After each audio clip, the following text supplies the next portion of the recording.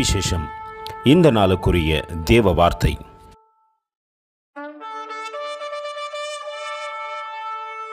I in it have baptized you with water, but he shall baptize you with the Holy Ghost. Mark 1:8. నేను నీళ్లలో లేక నీళ్లతో మీకు బాప్తిసం ఇచ్చితిని, కానీ ఆయన పరిశుద్ధాత్మలో లేక పరిశుద్ధాత్మతో మీకు బాప్తిసం ఇచ్చునని చెప్పి ప్రకటించుచుండెను. మార్కు సువార్త 1:8.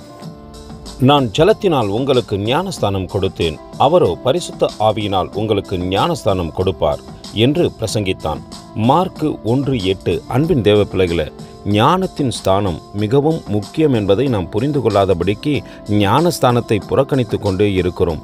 எந்த மனிதன் ஞானத்தின் ஸ்தானத்தை பெறுகின்றானோ அவனுடைய வாழ்க்கை மாற்றப்படுகின்றது. அநேக சத்துருக்கள் இதற்கு விரோதமாய் எழும்பி தடை பண்ணலாம்.